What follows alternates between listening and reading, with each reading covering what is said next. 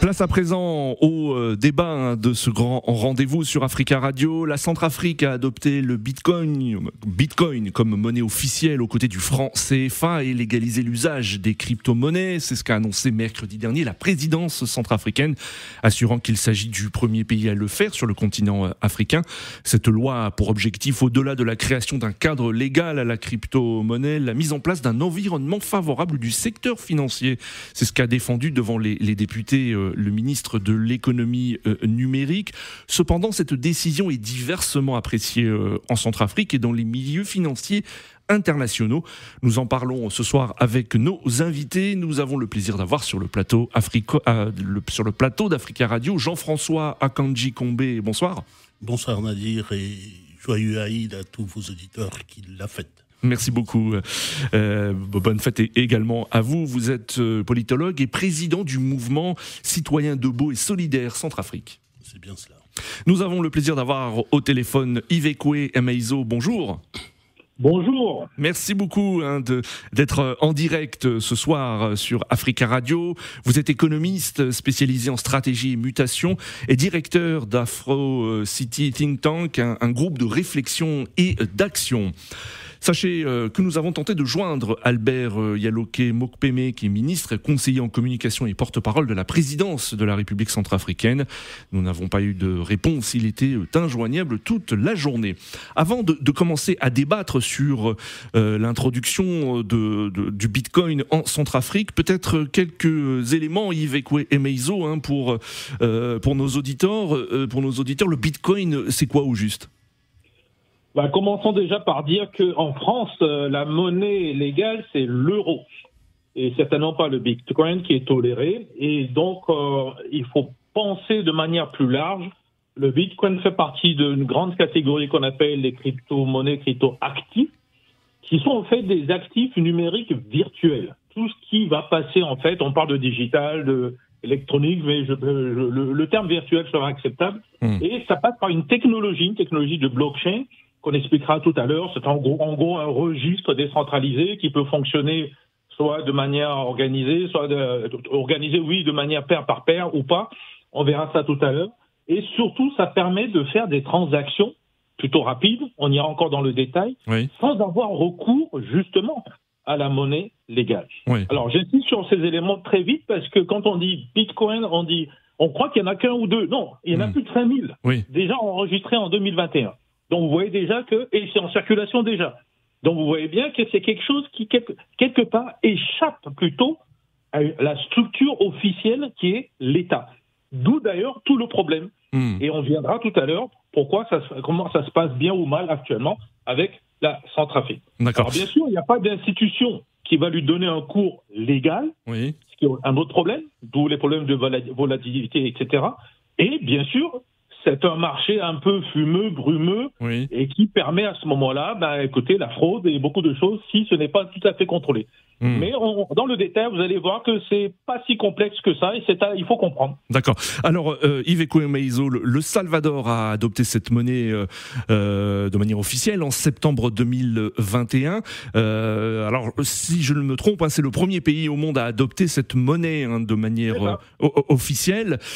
Donc, la Centrafrique est le deuxième pays. Alors, est-ce que l'on sait si au Salvador, cette mesure a eu des effets sur l'économie du pays ? Et surtout pour les habitants du Salvador. Ça, la réponse est non. Je vais vous dire pourquoi. Vous savez, c'est une technologie qui demande beaucoup d'expertise, d'abord informatique, qui demande du cryptage, donc un codage. Donc c'est quand même à des initiés, pour être très précis, des connaisseurs. Et à l'intérieur, comme c'est partagé, ça fonctionne de pair en pair ou tout simplement de manière décentralisée. Sincèrement, il faut s'y connaître. Surtout quand on veut investir. Donc, c'est plutôt des gros poissons, c'est plutôt des grandes sociétés, des grandes structures, des gens qui ont quand même beaucoup d'argent. Et quelque part, pas toujours des gens qui veulent faire, disons, circuler de l'argent toujours propre. Donc, vous voyez bien que tout de suite, tous les réseaux mafieux vont se précipiter là-dedans. Donc, quand vous citez Salvador, par définition, si vous savez tout ce qui s'est passé historiquement là-bas, vous comprenez un pays d'Amérique centrale, Voilà, c'est d'échapper tout simplement à une partie des contrôles de l'État. Alors, pour l'effet sur l'économie, il faut faire très attention. Ça prend quand même un tout petit peu de temps. Sachez, un pays comme à côté de nous, l'Italie par exemple, considère dans son produit intérieur brut que, écoutez, on peut considérer, je crois, 10% ou 12% de l'argent de la mafia. Donc, si on y va en ce sens-là, on peut toujours les intégrer. Mais pour avoir un effet réel, sincèrement, il faut attendre.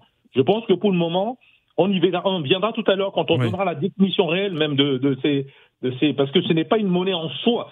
Ça a les fonctions de la monnaie et donc on va voir dans son fonctionnement qu'est-ce qui fait que ça intéresse tel ou tel acteur, l'État ou des grands acteurs que j'ai cités, ou tout simplement des entreprises, voire même des start-up.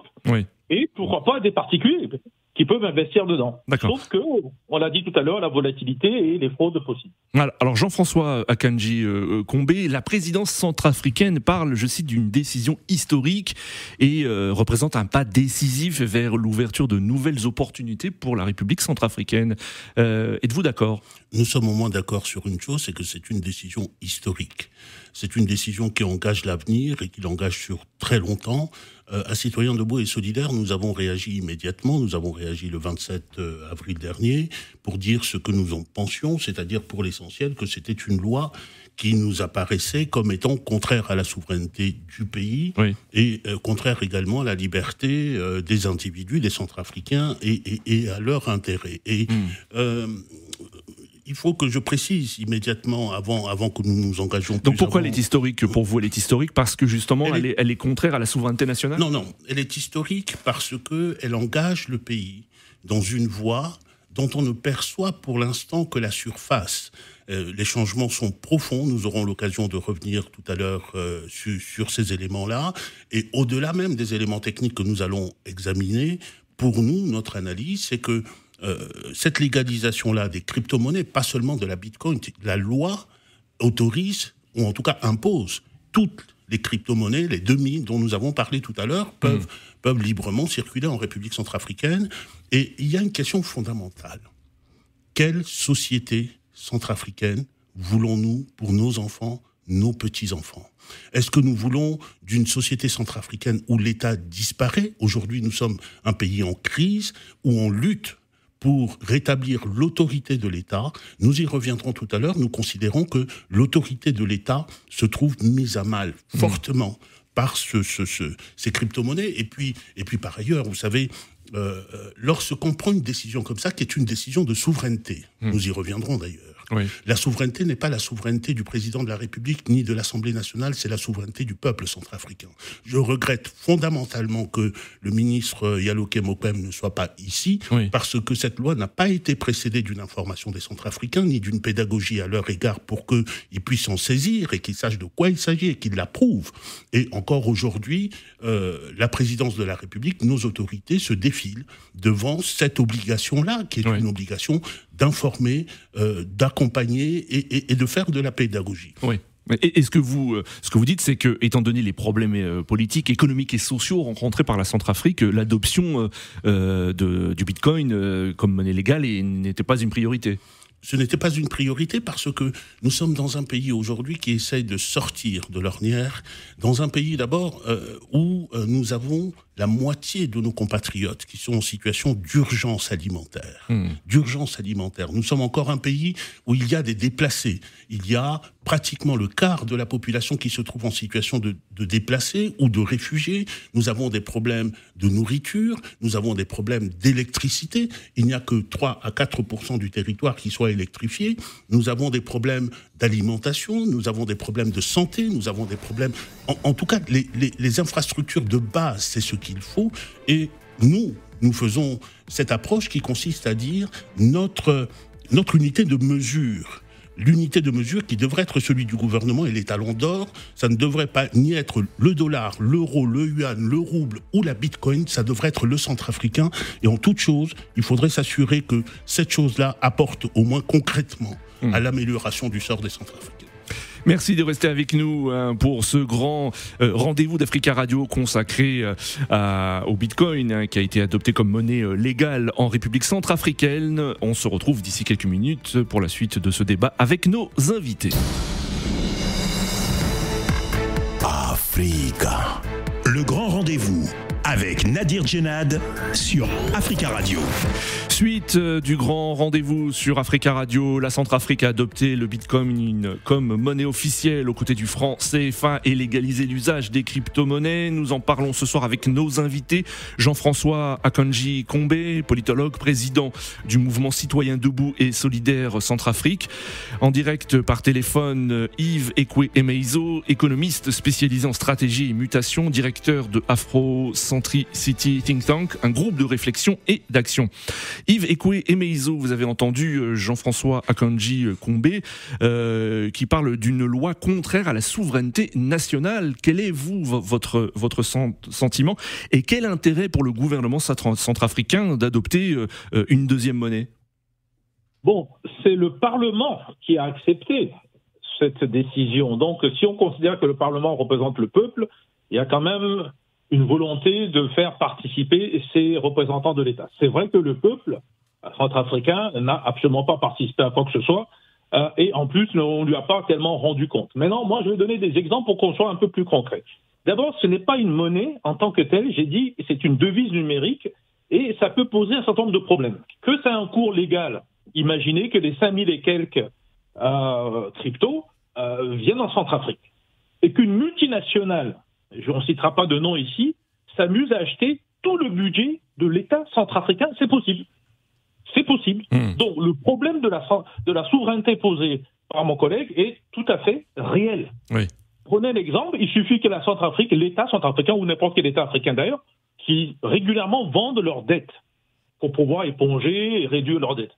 Sauf que si cette dette se promène du public vers le privé, vous vous retrouvez avec une multinationale qui va pouvoir le monnayer à travers les crypto-monnaies. Pourquoi ? Pour prendre des actifs réels, des mines, des industries, des services, l'électricité, l'eau, etc. Donc, ce côté, vraiment, je crois qu'on est d'accord sur ce point-là. Maintenant, il y a l'autre aspect. Au sens économique, les crypto-monnaies, les crypto-actifs, ça sert à compter, payer, épargner, investir. Oui. Donc, ça remplit finalement les fonctions de la monnaie. Sauf qu'il n'y a pas le contrôle centralisé de l'État. Oui. Donc, mais Yves Ekwe-Emeizo, tout le monde n'aura pas accès à cette monnaie parce qu'il faut avoir Internet. Il faut avoir Internet pour utiliser. Attendez. Oui. Vous voyez la monnaie qu'on touche du doigt. Oui. Pour le moment, laissez-moi finir le raisonnement et on va y venir. Je reste toujours au niveau de l'État. Et donc cet État-là a pris cette décision, d'après nos explications, pour échapper fondamentalement au contrôle de la France. Le Trésor français, pour être précis, notamment via le franc CFA, notamment via les banques centrales, BEAC pour la Banque des États d'Afrique centrale, ou la Banque centrale des Afriques de l'Ouest, ou la Banque du Corps. Pourquoi ? Parce que quand un État centrafricain ou une entreprise centrafricaine veut acheter un bien X en Russie, en Chine, ou en Indonésie, ou au Brésil, il a du franc CFA. Il va faire comment ? Il le passe par sa banque centrale, qui va le passer où ? Par le franc CFA. Ce franc CFA, beaucoup ne le savent pas, c'est une décision française qui permet la convertibilité. Oui. Ça se fait quasi automatiquement, c'est vrai. Il y a beaucoup de cas, parce que je travaille avec le patronat africain, il y a beaucoup de cas où ça ne se fait pas. Et beaucoup de conditions. On vous demande qu'est-ce que vous voulez acheter, où vous voulez acheter, est-ce que vous ne pouvez pas l'acheter en France d'abord, etc., etc. Donc vous voyez tout le problème que ça pose en termes, encore une fois, de souveraineté, parce qu'on est toujours sur le sujet. Et donc, certains veulent y échapper en pensant, justement, passer par le Bitcoin. Oui. Je pense qu'il aurait fallu quand même un petit débat, parce que 5000 possibilités de crypto dans le monde, avec tout ce que nous ne savons pas derrière et qui appartient à tout ceci, et en pensant qu'un seul Bitcoin va servir, et peut-être partir trop vite en besogne. Et je finis sur un dernier point. Sachez qu'au niveau de fonctionnement, on n'a pas parlé des blockchains, etc., on ne va pas compliquer, mais sachez qu'on peut fonctionner aussi dans des réseaux, pour faire simple, fermés, qu'on appelle de pair à pair. Et dans ces réseaux fermés, vous pouvez vous retrouver à dire, par exemple, que la Centrafrique ne travaille qu'avec 5 ou 6 ou une dizaine d'États. Russie, Chine, Indonésie, les États qui sont plutôt amis de la Centrafrique. Auquel cas, ça fonctionnera relativement bien et ça permettra des compensations. D'accord. Mais tout ceci n'est pas vérifiable. Et là, on revient sur le problème de la souveraineté. Jean-François Akanji Kombe, Iveco Emaizo parlait du franc CFA. Est-ce que, selon vous, c'est l'occasion pour la Centrafrique d'une certaine émancipation vis-à-vis du franc CFA ? Bien évidemment, il faut que la République centrafricaine, comme tous les pays, évolue vers plus de souveraineté, voire que les Centrafricains décident de leur sort et que ceux qu'ils désignent pour gouverner décident du sort des Centrafricains. Ça vaut aussi en matière de monnaie. Tous les pays africains doivent évoluer vers cela. Mais nous, ce que nous disons, c'est qu'il ne faut pas quitter une servitude pour aller vers une autre servitude. Et ce qui a été expliqué tout à l'heure, et c'est à ce niveau-là que nous plaçons la question de la souveraineté, c'est sur cette base-là. C'est-à-dire que les crypto-monnaies vont fonctionner même... Quand vous parlez de servitude, c'est-à-dire servitude vis-à-vis de qui ? Servitude, ce que dit le gouvernement et la présidence de la République, et qui peut s'entendre, c'est que l'État centrafricain se trouve sous la servitude de la France, de l'ancienne puissance coloniale, et donc ce que nous disons, c'est que on quitte cette servitude-là pour aller vers une servitude qui est vers des personnes privées, dont on a parlé tout à l'heure. Aujourd'hui, l'opinion, on parle même pas de multinationales. Mon collègue tout à l'heure parlait de multinationales, mais même un individu comme celui, par exemple, qui vient de racheter Twitter, Elon Musk, il pèse extrêmement lourd, avec Tesla notamment, dans la variation du cours du Bitcoin, par exemple. Et là, il s'agit d'une personne privée. Et il faut, en allant plus loin, nous n'avons pas le temps ici, Elon Musk, c'est ce qu'on appelle le libertarien, c'est-à-dire quelqu'un qui veut la déconstruction de l'État et qui ne veut plus de contrôle et que tout soit régulé par le marché. Or, le problème avec les bitcoins et avec la blockchain fonctionne sur des logiques d'une communauté. C'est la communauté qui décide et qui va décider du cours, ou qui va influer sur le cours, par exemple, des bitcoins. Or, cette communauté-là, c'est pas la communauté des Centrafricains, pour influer sur le bitcoin en République centrafricaine. C'est une communauté mondiale. Et dans ce contexte-là, il faut aussi se dire que le pouvoir ne disparaît pas. Le pouvoir reste toujours quelque part. Et la question que nous devons nous poser, c'est dans ce système-là, qui détient le pouvoir ? Certainement pas les gouvernants centrafricains, certainement pas le Parlement centrafricain. Comme je le disais tout à l'heure, il suffit que Elon Musk tousse, ou qu'il rachète des actifs pour que la République centrafricaine entre en esclavage, d'une certaine manière, entre en servitude d'un individu, ou de 2 ou de 3 individus, si on y met Microsoft, etc., qui sont les ténors de ce marché-là. Et donc, c'est de ce point de vue-là que nous disons que cela méritait à tout le moins une discussion, qu'on mette les choses sur la table, qu'on informe les Centrafricains, qu'ils décident de leur avenir. Et si nous voulons aller vers une société avec un État qui est vide de pouvoir, parce qu'après tout, le pouvoir, il est dans l'argent. Celui qui détient cette corde-là, il détient le pouvoir sur nous. C'est la raison pour laquelle il y a certaines luttes contre la France aujourd'hui. Nous n'allons pas quitter ici pour aller vers... Ce que nous souhaitons, c'est que la République centrafricaine, bien sûr, avance vers un contrôle de son économie par les autorités que nous désignons, et par le Parlement que nous désignons, et on n'en prend pas la voie avec le Bitcoin.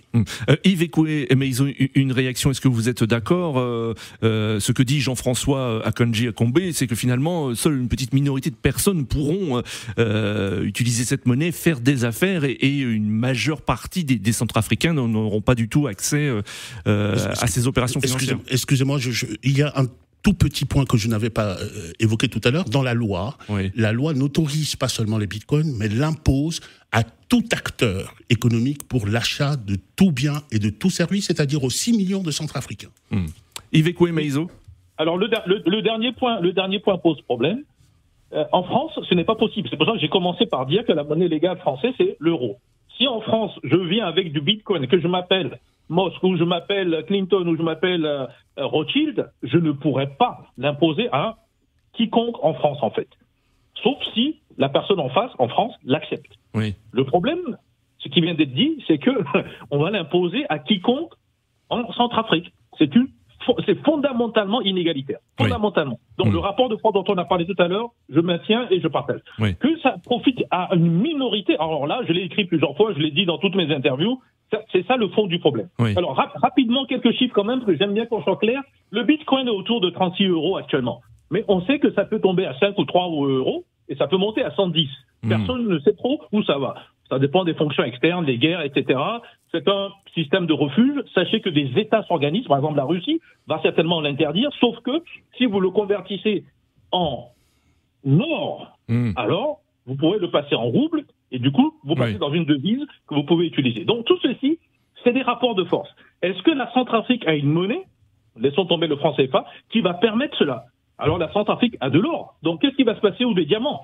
Donc ces diamants, monnaie marchandise, vont peut-être en fait acheter avec ces bitcoins, qui varient de 5 à 110 €. Donc vous voyez bien le problème que ça pose pour un gouvernement qui va organiser un budget, qui a prévu un hôpital à 300 millions, du jour au lendemain, ces 300 millions deviennent 5 millions. Donc il n'y a pas d'hôpital. Attention, hein. Donc ça me pose le problème tout simplement des avantages et des inconvénients, et j'espère qu'on va y venir, parce que c'est très important pour comprendre pourquoi une minorité de gens vont s'organiser. On peut, par définition, penser que c'est des gens qui veulent le bien de la Centrafrique. Mais connaissant que le fonctionnement de l'Afrique en général, on peut bien se poser la question que le contrôle est toujours meilleur que la confiance. Alors justement, vous parlez des avantages et des inconvénients. Poursuivez, Yves Meizo. Écoutez, moi j'ai retenu 4 avantages, 4 inconvénients principaux. Alors commençons par les avantages, comme ça tout le monde est content. La rapidité des transactions, il n'y a rien à dire là-dessus. Ça va très vite, en quelques secondes, vous faites une opération, soit en privé, soit en groupe, sans problème. La sécurité du système, le système est fait décentralisé, donc chacun contrôle chacun. Je n'irai pas dans le détail technique, la blockchain permet cela, et ce qui fait que quand vous inscrivez sur un registre qui va être crypté, et du coup vous ne pouvez pas le modifier, et chacun veille à ce que vous ne le modifiez pas. Donc c'est très bien. Les gains de productivité, ça va très vite, vous pouvez aller très vite, et l'anonymat. Alors, l'anonymat, on l'a dit tout à l'heure, il y a des gens bien et puis il y a des gens moins bien, donc c'est un peu compliqué. Les inconvénients. Alors là, le statut légal dont on a parlé tout à l'heure, si la Centrafrique le met en place, ça veut dire que n'importe qui, n'importe où se lève, c'est la mafia italienne peut venir acheter les terres centrafricaines. Alors, c'est pas réglementé, attention. Et sans contrôle, Et sans contrôle. La volatilité, on l'a déjà dit. Le vrai problème pour moi, c'est le véritable vecteur de blanchiment d'argent. Donc, des groupes d'Al-Qaïda terroristes peuvent, avec ce système finalement criminel d'ailleurs, acheter et voir des véritables escrocs venir dans le système et piquer l'argent des individus, des groupes d'individus, d'entreprises centrafricaines et payer largement au-dessus. Et enfin, quelque chose qui personne n'y pense, c'est que je vous ai dit au début que c'est un peu complexe. Pour pouvoir créer votre système, en fait, je ne vais pas aller dans le détail aussi, il va falloir mettre des codes, il faut mettre des codes secrets, des codes d'accès, etc. Si vous avez la maladie d'Alzheimer, si vous avez oublié un tant soit peu votre code, qui sont des codes à rallonge, qui peuvent des fois vous faire 1 page et demie, pour les plus complexes, et disons au moins 1 ligne ou 2, et vous savez ce qui se passe? Vous avez perdu. Vous ne savez pas où vous avez mis votre système, votre argent tout simplement, parce que vous avez votre argent dans le système. On ne parle même plus de fraude, on parle simplement que vous avez une toute petite erreur de frappe ou de mémoire. Et si vous ne vous rappelez pas, je vous garantis, je connais des gens qui ont perdu quelques petites fortunes, voire leur retraite là-dedans. Donc tous ces risques-là, sachez qu'il y a quand même des plateformes qui organisent cela, mais les plateformes ne sont pas gratuites. Donc vont prendre des commissions. Et ce n'est pas aussi évident. Quand ils prennent des commissions, ils ont accès à votre code. Donc du coup, demain matin, ils peuvent vous voler. Vous savez, c'est le système de l'assurance qui vous assure, qui en même temps vous envoie le voleur et qui vous réassure. D'accord. Jean-François Akanji-Kombe, l'adoption du Bitcoin est critiquée notamment par la Banque centrale des États d'Afrique centrale. Est-ce que cette décision peut entraîner, selon vous, une expulsion de la zone CEMAC et du franc CFA ? Alors nous sommes ici en attente des décisions qui seront d'abord du rapport qui a été commandé par la BEAC et qui doit être remis aujourd'hui, et des décisions. Ils ont été très critiques. Ils ont été très critiques. Pour l'instant, on ne sait pas officiellement, mais on sent que il y a de la critique et il va y avoir que la convocation d'une réunion extraordinaire des chefs d'État. Nous attendons ce moment-là, mais il y a quand même, comme je le disais tout à l'heure, malheureusement, le gouvernement de mon pays est allé, je dirais, d'une certaine manière, dans le cadre d'une politique du fait accompli. Fait accompli vis-à-vis des Centrafricains, mais fait accompli aussi vis-à-vis des États qui sont des États frères de la CEMAC. Il se trouve que, lorsque je parlais tout à l'heure d'orientation fondamentale, ça en fait partie. Nous avons fait le choix, en tant que pays, d'entrer dans une intégration et de partager notre souveraineté avec des États sur le plan monétaire, sur le plan économique. Or, ces États-là, la CEMAC n'a pas été informée, la BEAC non plus, l'instance de contrôle non plus. Et aujourd'hui, on se retrouve dans une situation où la loi elle-même pose la convertibilité sur le franc CFA. Nous avons un problème, il faudra le résoudre. On se retrouve pour la dernière partie du grand rendez-vous sur Africa Radio avec nos invités. Merci de rester avec nous, à tout de suite. Africa. Le grand rendez-vous avec Nadir Djenad sur Africa Radio. Merci de rester avec nous sur Africa Radio. La Centrafrique a adopté le Bitcoin comme monnaie officielle aux côtés du franc CFA et légalisé l'usage des crypto-monnaies. Nous en parlons ce soir avec nos invités. Jean-François Akanji Kombe, politologue, président du mouvement citoyen debout et solidaire Centrafrique. Par téléphone, Ivekwe Emeizo, économiste spécialisé en stratégie et mutation, directeur de Afrocentricity Think Tank, un groupe de réflexion et d'action. Ivekwe Emeizo, avant la pause, nous parlons des conséquences et notamment des critiques formulées par la Banque centrale des États d'Afrique centrale. Est-ce que cette décision centrafricaine peut entraîner une expulsion de la zone CEMAC et du franc CFA selon vous ? Je ne pense pas. Vous savez, la BEAC, la Banque des États d'Afrique centrale, est une banque un peu courante de transmission du Trésor français. Et à ce point, de ce point de vue, il faut leur reconnaître quand même un rôle assez important, c'est celui d'avoir maîtrisé ou avoir conduit à ce que l'inflation dans toute la zone reste relativement bas. Ça, chapeau, ils l'ont toujours fait quand on compare aux autres pays. Sauf que, avec la guerre et avec les situations difficiles que nous avons en ce moment dans le monde, cette inflation, donc la hausse généralisée des prix, est en train de reprendre du poids du poids. Et du coup, un gouvernement, centrafricain ou autre, a un problème. Si quelqu'un de maintien à vouloir tout faire pour qu'on maîtrise l'inflation, ça veut dire qu'il n'y a pas de marge de manœuvre pour ce gouvernement-là. Donc le gouvernement doit chercher un moyen ou un autre pour pouvoir, disons, s'autonomiser de cette banque centrale-là. Oui. Donc je ne pense pas que c'est une matière à expulsion, c'est plutôt matière à négociation, et surtout que la banque centrale revienne sur sa fonction. Parce que sa fonction, c'est aussi de faire le développement, et les deux banques centrales, Est-Ouest, ne le font pas. Donc ça, c'est un débat de fond, j'espère qu'il sera transparent. Oui. Si jamais il y a expulsion, ça veut dire que la France contrôle la Centrafrique. Et là, je ne sais pas si c'est mieux. Ça, c'est la première chose. La deuxième chose qui est très importante, revenons sur le sujet lui-même, c'est-à-dire qu'en fait, dans les blockchains, pour pas faire technique, il y a deux grands axes. Vous avez l'axe, par exemple, les bitcoins, où n'importe qui peut se lever, acheter du bitcoin, donc c'est accessible, transparent pour tout le monde. Puis vous avez, on appelle ça essentiellement les blockchains hétérogènes, ou bien bon. Et puis vous avez des blockchains, ou plutôt blockchains ouvertes, excusez-moi, on les appelle ouvertes. Oui. Puis vous avez des blockchains qui sont plutôt, je ne dirais pas fermés, mais des réseaux, des consortiums, des groupes de gens. Et je pense que c'est plutôt vers ça que le gouvernement centrafricain est allé.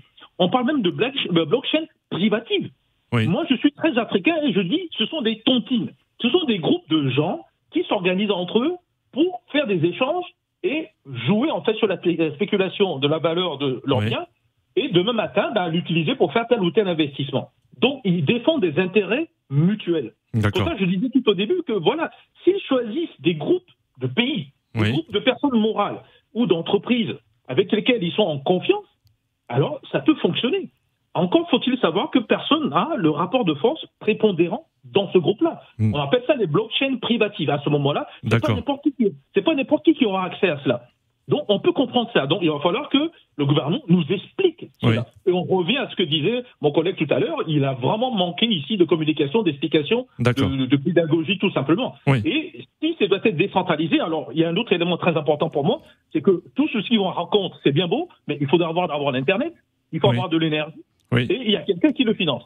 Donc si tous ces éléments ne sont pas en Centrafrique, sont à l'extérieur, la plupart de ces données sont dans les nuages, dans les clouds, et quelqu'un contrôle ce cloud-là. Donc quelqu'un peut du jour au lendemain effacer l'ensemble des données du gouvernement s'il le veut. Et que fera le gouvernement ? Rien du tout. Donc vous voyez déjà le côté, on parle de servitude, alors là c'est encore plus grave. Donc il y a vraiment débat à faire sur cette histoire et ça doit se faire le plus tôt possible pour le comprendre. C'est pas une histoire d'expulser, de sanctionner. C'est une histoire vraiment de comprendre le fonctionnement de quelque chose qui peut être un outil innovant, parce que ça permet d'accéder quand même de l'argent rapidement, et ça doit soutenir, disons, le bon côté du développement africains. Malheureusement, on l'a dit tout à l'heure, les inconvénients sont là et ce n'est pas aussi évident. Jean-François Akanji-Kombé, on a évoqué plusieurs fois le nom de la Russie durant cette émission. Plusieurs observateurs estiment que la Russie a utilisé son influence dans la région afin de faire passer cette loi. Qu'en pensez-vous? Que ce serait une volonté de contourner les sanctions internationales prises contre la Russie depuis le début de la guerre? En un mot, que la Centrafrique puisse faire des affaires, entre guillemets, avec la Russie, alors que la Russie est sous sanctions internationales?